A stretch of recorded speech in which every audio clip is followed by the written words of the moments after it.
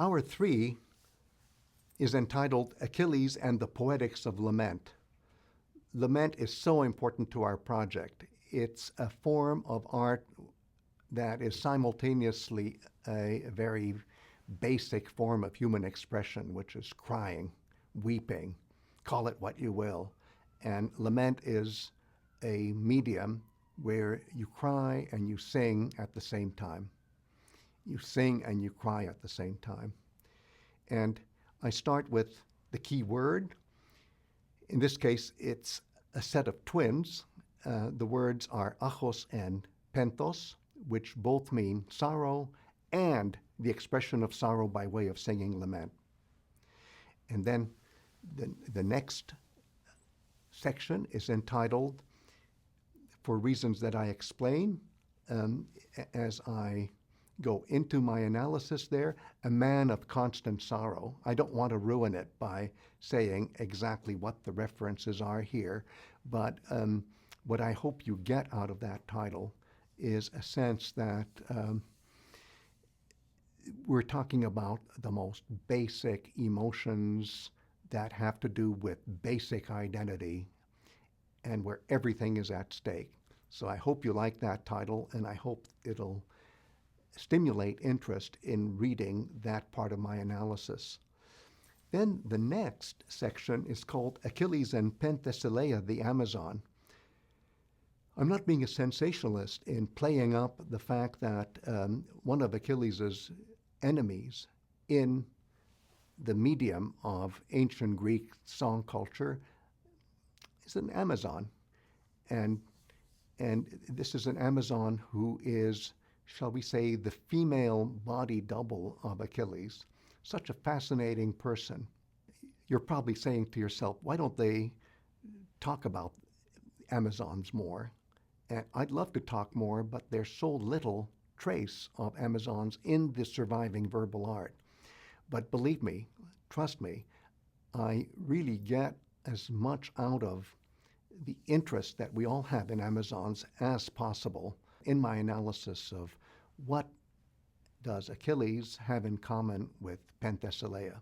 And I'll just give you a hint. The key is that both names have to do with the expression of sadness, sorrow, by way of lament. In the next section, I call it the Essentials of Singing Laments, and I try to be comparative. I try to show how a variety of song cultures handles the expression of sorrow by way of performing laments, that is to say, by crying and singing and crying at the same time. And the next one, I try to get very specific and use examples that come from other song cultures. I simply call this section a conventional gesture in women's laments. I'm particularly interested in situations where when a woman is expressing her sorrow by way of singing and crying and singing, she can anticipate or foresee terrible things that happen to her. Lament doesn't have to deal only with what has happened already. It can predict, it can intuitively prophesy sorrows that are still awaiting a human life. And then I talk about, in the next section, a typological comparison of laments. A big $10 word, typological, but I have to keep signaling to people who are participating in this project that not all the comparisons that we make are historically based. It's not that everything we compare involves common inheritance. There are some things that are just unrelated that are still worth comparing. And I think you'll find that this particular typological comparison is just heart-rendingly appropriate to our understanding of the Iliad. I think you will be very moved by the analogies that I bring up here, and I think these analogies will help us, just by engaging in comparison, appreciate even more the laments that happen in the two different song cultures, and sometimes more, that I'm comparing one with the other. Next section, the First Lament of Andromache, is a case in point. This is where the character of Andromache in Rhapsody 6 of the Iliad is singing about things that haven't even happened yet. But her vulnerability to pain is so searingly described that if you were Andromache's husband and you heard this, it would just break your heart. And guess what? It breaks our heart too. It is an exercise in sharing one's personal emotions with not only those who are immediately connected to you in your life, but anybody who happens to be listening. Everybody is brought into this experience of larger-than-life sorrow as expressed by way of song. Just a masterpiece. And I should tell you, if I could write a book that is twice as long than it already is, I would certainly analyze all three of the laments of Andromache and the Iliad.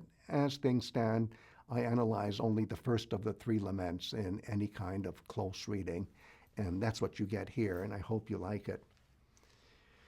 Next section is entitled What Achilles Sang.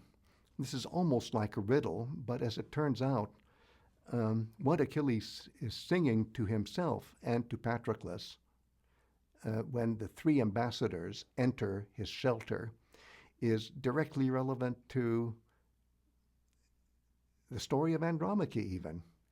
And there will be hints that make that very clear if you read it carefully and if you read out of it rather than into it.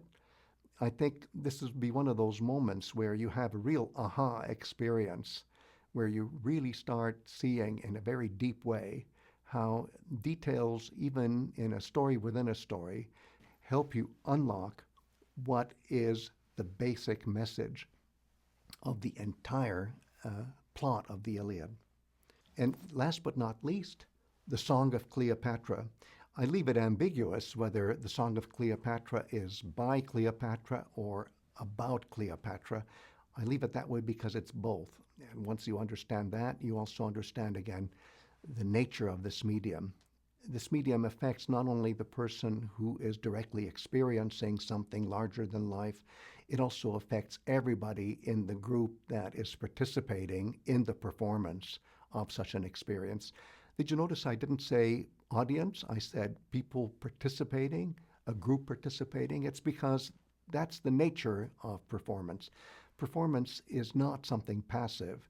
Performance is something that brings everybody into the action and engages, activates everybody's emotions.